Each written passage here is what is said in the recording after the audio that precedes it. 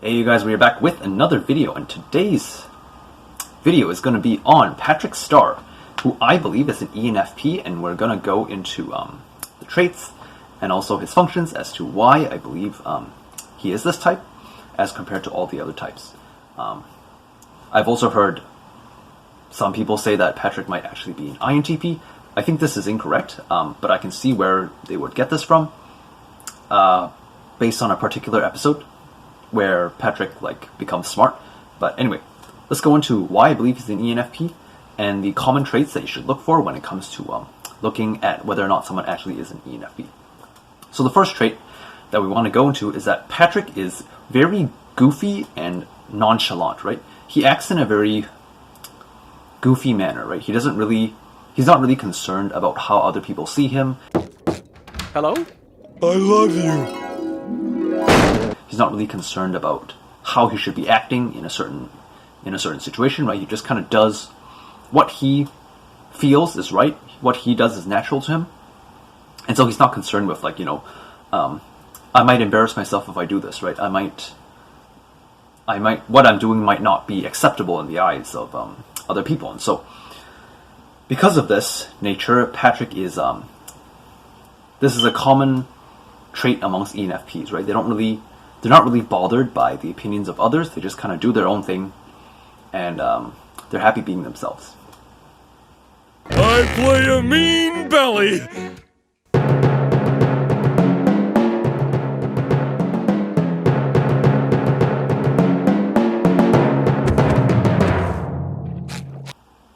The second reason why I believe Patrick is ENFP is he often comes up with out-of-the-box solutions when it comes to how he thinks. So for example, there's one clip where he's like, why don't we just take Bikini Bottom and push it somewhere else, right? We should lock our doors.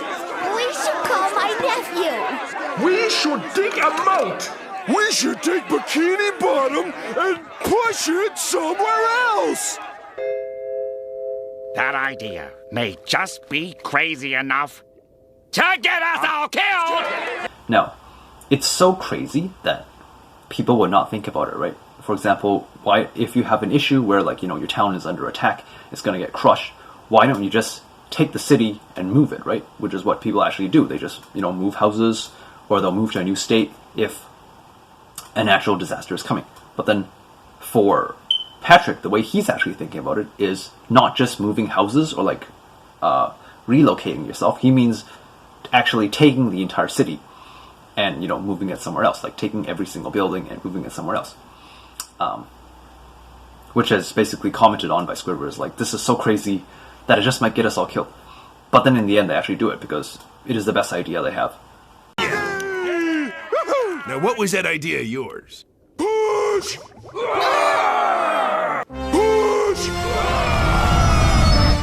Push!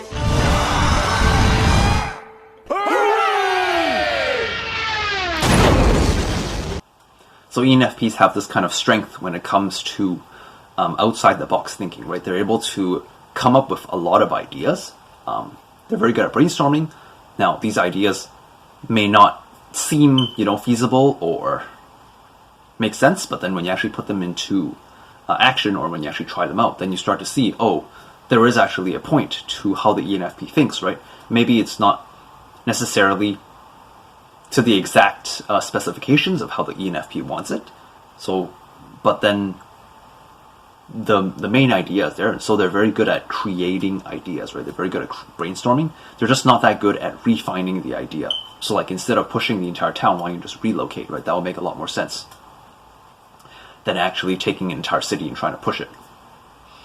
The third trait when it comes to ENFPs and Patrick is he doesn't really take things seriously or put a high priority on success, right? So there's no attachment to a certain outcome. I know what to do, but I should wash my hands first. Oh well. When he does something. And so for him, he just kind of lives life very optimistically, very positively, right? He doesn't blame himself or put himself down when he's not able to achieve a certain outcome. So for example, let's say some people are if I don't pass my test, right, I'm going to be a failure. I'm going to, you know, suck ass, I'm going to, you know, my life is over. Whereas for Patrick and ENFPs, they don't put that much high priority on, like, let's say, achievements, or like, I must pass this test, or I must do this or that, right? If they miss something, or if they, you know, they don't show up for a test, or they don't perform the way they want to, they don't blame themselves, they don't put themselves down. They're just like, oh well, that's in the past, you know, move on to whatever is next that brings me the most joy, right? Because they kind of live more in the moment, and they don't want to allow negativity to impede on their lifestyle, right? Let's do what I do when I have problems. Scream! Come on, buddy, I'll help you. Because if the point of, you know, ENFPs have this mentality, which is like, if the point of life is to have fun and enjoy myself, then, you know, why am I beating myself up over these things that I have no control over? And so Patrick also has that kind of mentality. When you see him in the show and how he kind of like interacts on a day-to-day basis, he just kind of takes things as they go, goes with the flow. He doesn't really try to control anything or attach himself to a certain outcome. The fourth trait of Patrick is that he is impatient and does not like to wait. When he wants something, he wants it now. And this is most evident in an episode that I'll link later, but it's where Sandy is hibernating, and then SpongeBob and Patrick are like freezing because they entered her home and they didn't know that it's winter. And basically he rips off a huge chunk of Sandy's fur without thinking about the consequences. And this leads into his fifth trait of ENFPs, which is that he does not see the risks of a situation. He only sees the upside, right? So with him ripping off Sandy's fur, right, basically he has thrown caution to the wind, and he's not worried about the potential like risks of his actions, right? He doesn't see how, if I do this, it might result in a negative outcome. To them, it's like, if I do this, then I will get what I want. So they only focus on the upside of a situation. They don't necessarily focus on what the downsides could be, right? They don't necessarily focus on, if I fail, then, you know, it could be disastrous. They're just like, I will do this and it will succeed, and that's that. I will not look at the risks because they don't really exist, right? And so Patrick has this kind of mentality when it comes to like approaching life or approaching how he does things, right? Stop, Patrick! Don't touch it! This isn't the carnival, Patrick. Those are hooks. Mr. Krabs says they're really dangerous. I sense no danger here. How could they be dangerous? They're covered with free cheese! All I know is Mr. Krabs said, Patrick, don't do that! Cheesy. No danger here. Go on, try it. He will do it without any doubt as to what his own capabilities are, but then once he gets like stuck in a situation and like things don't go the way he expects them, then he's just like, what am I going to do now, right? I'll link another clip regarding this. It's when he's trying to like build a horse stable, right? He can't do it, and even though he does try, so ENFPs, he's very good at taking action and trying something. It doesn't necessarily mean that it'll succeed. It worked, girl! I'll just keep you back here until Patrick finishes that stable I asked him to build. And so that's where the one of the downfalls of an ENFP is. They're very good at taking action and starting something, but then sometimes they can like get in above their head, and then they can get in like over above their head. They like bite off more than they can chew, and then it's something that they can't actually handle or follow through on. Another trait for ENFPs, which I noticed with also Patrick, is that they are very emotionally supportive, right? And so, as you know, Patrick is SpongeBob's best friend, and he will stick up for SpongeBob no matter what happens, right? This is seen throughout the show where basically whenever SpongeBob feels down, Patrick is the one there to cheer him up, or, you know, voice how he believes SpongeBob would be feeling in that moment. So, like, for example, if you saw your friend was sad because a waiter, you know, talked back to them or like yelled at them, right?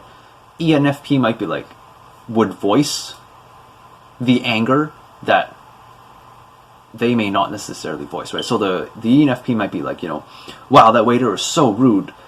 If like she wasn't so rude, then maybe she'd be able to get more tips. The whole reason why she treats people like that is because her life is miserable. And so, yeah, that's kind of like what ENFPs do. They will voice how someone should be feeling, kind of like, you know, What is wrong with you people? Afraid to look ugliness in the face? Well, here! Look at it! It's ugly, isn't it? You look at it! Hello. You look at it! Hi. Look at it! Look at it! Look at it! Look at it! I want all of you to look at it!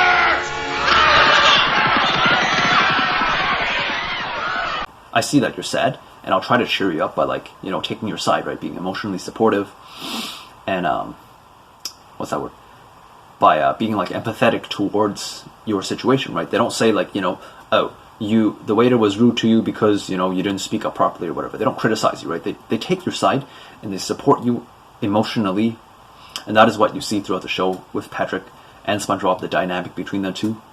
Patrick is always the one that is supporting SpongeBob and encouraging him, because SpongeBob often, you know, gets down on himself or blames himself, punches himself down. Don't worry, buddy. You're doing fine. I'm ready. I'm ready. I'm ready.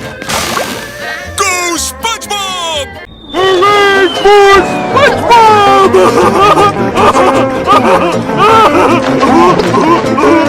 Hooray for SpongeBob!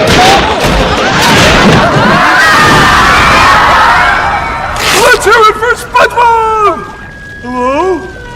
Where'd everybody go? Did I miss something? Did you see my butt? And so this is where the dynamic between the two is very yin and yang almost. And lastly, with Patrick, he will often make a fool of himself for entertainment purposes and lightening the mood, or for putting others at ease. And this ties into his goofy and nonchalant nature, right? Which is not really caring about how others see him. So he will act in a goofy manner, or he'll make a complete fool of himself because he thinks it's funny, right? He thinks it's entertaining, and other people also find it funny and entertaining, and so he will continue to do that. If someone says, you know, you're acting like an idiot, he doesn't see that, right? He's just like, well, that's just your perspective, right? To me, you know, it's fun, so even if I act an idiot, who cares, right? I'm making people happy, I'm having fun, I'm, you know, making new friends, having new experiences, living life in a positive manner. That's all that matters to me. I don't really care about how others perceive me. I don't care if I'm acting like an idiot.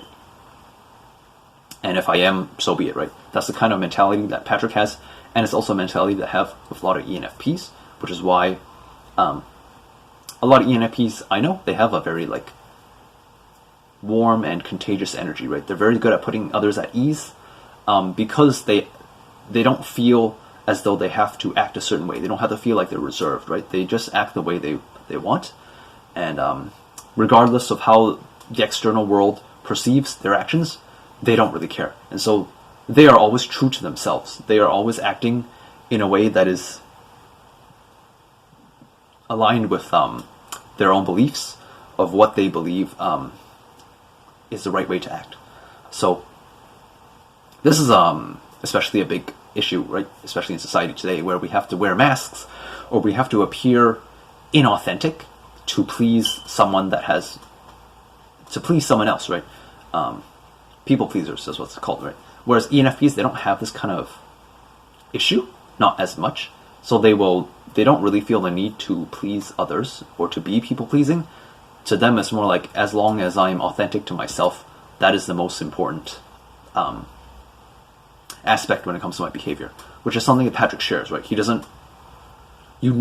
Patrick is always acting in a way that is true to himself, even if others do not perceive it that way. And so in most cases, his behavior can be downright almost dangerous if it were to apply to a real life context. But as you know, it is a kid's cartoon, but I want to kind of go through Patrick's personality type, because he is a very good demonstration of what an ENFP is, which is this, like, very goofy cartoon character who in real life, if you encounter an ENFP, they will act in a very similar way. So then, looking deeper at Patrick's MBTI letters, the first one is most likely going to be his third letter, which is F, right? Patrick is very emotionally supportive in the way that he approaches his interactions with others, right? He often lets his emotions or his goofy side dictate how he acts. Very rarely will he ever actually resort to logic, which is kind of like, you can kind of think of logic as kind of like cold, right? It's very cold, it's calculating, whereas Patrick is always very, you know, goofy, warm, goes with the flow, right? And so that's why, and he's also very emotionally supportive towards SpongeBob. Instead of offering, you know, logical advice, he offers emotional advice, and he's actually quite wise about it. Stop burping inside me. That's disgusting. Wait a minute, Squidward. They might be onto something. What? If you could make a big enough burp, We could filter the CO2 through our ballast tanks, refire the engines, and ride the shockwave out of here. Wow. he's right. What? We're going through with your plan, Patrick. Yay! What plan? And so this is why we're going to give Patrick an F for his third letter in his MBTI. We also want to look at his last letter, which is, I believe, a P, because, again, he goes with the flow. He doesn't attach an outcome.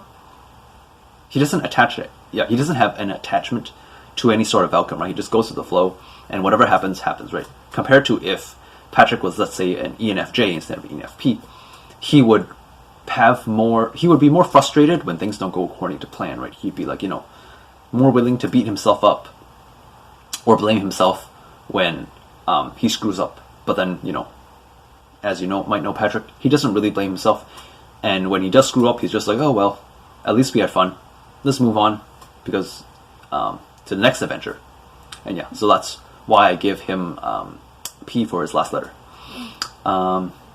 As for his first letter, I give him an E, which is extroverted function, which is because when it comes to how he approaches the world, he does so in a more external, extroverted way, right? This is especially confusing for when it comes to the two personality types, which is ENFP and ENTP, because they can actually seem introverted at the same time. So they are the most introverted, extroverted types, which is something to keep in mind.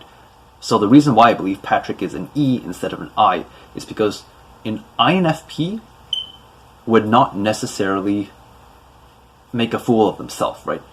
Whereas Patrick is willing to do that. Patrick is willing to imitate and become someone else in order to emotionally support someone, which is, again, going back to the waiter example, where it's just like, well, if the waiter wasn't so like blah, blah, blah. So he's willing to kind of externally put on this facade of taking on another person's persona in order to emotionally support someone. Who is possible? Patrick, what are you doing here? I thought the core would help me straighten out my life, sir! The core? What the... Pat, this isn't the... Oh. Well, beggars can't be choosers. Can you take hats in a dignified and sophisticated manner? You mean like a weenie? Okay. May I take your hat, sir? May I take your hat, sir? May I... All right, I've heard enough. You've got the job. Whereas an INFP would not necessarily go to those lengths. An INFP would kind of maybe just talk to you about it and be like, oh, it's okay, don't be sad. Everything will work out in the end.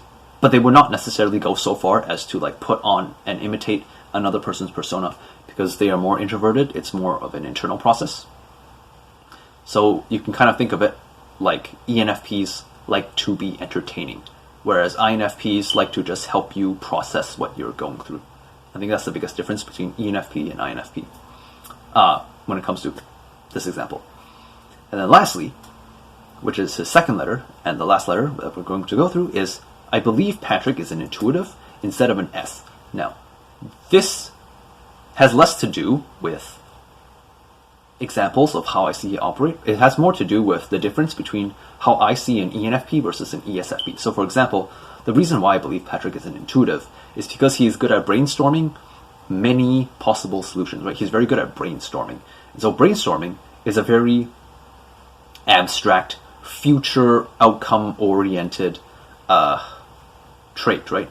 Compared to if Patrick had an S instead of an N, he would be more focused on physical reality and what he can do in the moment now. This would actually lead him to becoming even more ungrounded in the way that he approaches life. So if you don't know, the difference between ESFPs and ENFPs is that ENFPs are basically have the energy of an ESFP, except they're more grounded. So the ENFP, you could say, is more mature in the way that they want to have fun.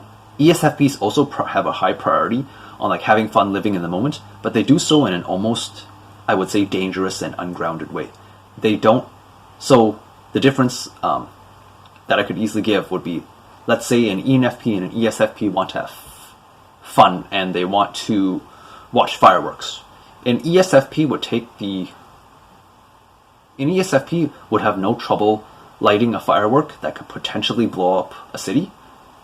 Whereas the ENFP would be more cautious, because they would know, okay, if I light this firework, the potential of it to blow up the city is like, that danger is there, and so I will at least keep it in mind and maybe light the fireworks away from the city, right? So they will still light the firework, and it will still, have an explosion radius inside of the city, but they might not necessarily do it in the city. Whereas an ESFP, because they are ungrounded and they're much more compulsive, they will just be like, I want to light the firework, I don't care if I'm in the city, and I don't care who gets hurt.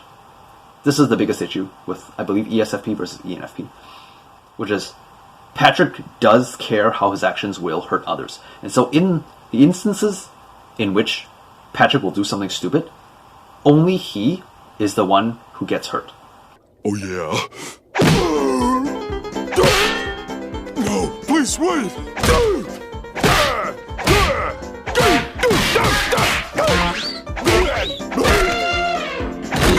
But Mr. Krabs said... SpongeBob, let me ask you something. Does this look dangerous? Ah! Patrick, don't! Lighten up, will ya? Or do I have to eat all this cheese by myself? Oh, Patrick! Help! Oh, Patrick, help! Oh, Patrick, come back! Oh, my best friend! And you will notice this, I will probably provide clips on this, but he's the only one that will get hurt if things don't go according to plan. Compared to an ESFP, ESFPs do not care whether or not their plans will hurt others. That, or they're unaware of it. I don't know. One of those. But from what I see, that's the biggest difference between ENFP and ESFP, which is why I'm going to give Patrick an ENFP. I'm going to give Patrick the MBTI type of ENFP instead of ESFP, due to this big difference. And lastly, going into the ENFP's cognitive functions, we have NE, FI, TE, and SI. So the first one that we're looking at is NE, which is extraverted intuition, the ability to brainstorm and come up with many potential ideas, which is what Patrick is able to do, right? This is also can be perceived as outside the box thinking, which is, for example, pushing an entire city out into the wilderness in order to avoid getting crushed. The second function, which is FI, internal feeling, Patrick behaves in a manner that is congruent or like consistent with how he sees himself, right? So, for example, FE would be more concerned with how others would perceive him, whereas FI is just like, I will act in a goofy manner, I don't really care how other people perceive me, because, how I feel when I do something is most important. Whereas FE might be like, I'm afraid of hurting other people or like making them uncomfortable. Whereas Patrick is just like, I don't care if I make you uncomfortable, I'm just having fun, right? That's what matters to me. The third function is TE, which is external thinking. So Patrick likes to do the thinking for other people. Just met this girl. She wears a hat full of... air. Do you mean she puts on airs? I guess so. That's just fancy talk. If you want to be fancy, hold your pinky up like this. The higher you hold it, the fancier you are.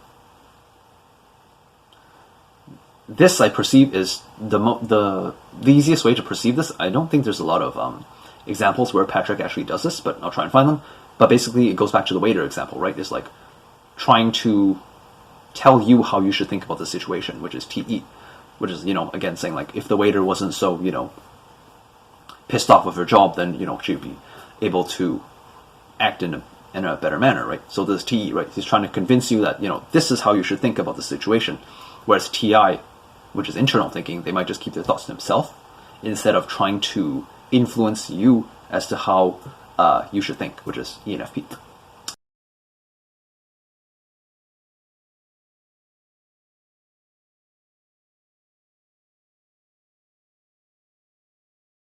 And lastly, we have SI, which is internal sensing. And this is most easily seen by how Patrick is not really aware of his external environment.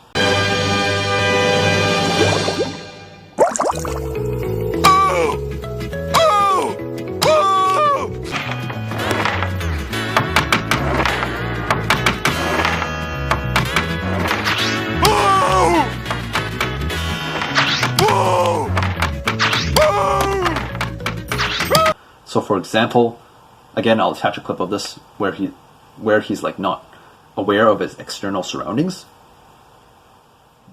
And so this kind of reflects into how like he's not aware of how his actions may influence others or their external or his external environment. And so this kind of leads him to act in a goofy manner, which also ties into FI, right? It's not just that he internally believes that acting goofy is the right way to act. It's also because of his inferior SI, which is I'm also not aware of how my actions will affect the external environment around me. Which is why he pisses off Squidward a lot, because basically he's not aware of his external environment, and there's a very good clip of this where he falls asleep during Squidward's clarinet recital. Squidward will be performing his version of Solitude in E minor. Yeah, E minor, alright, yeah!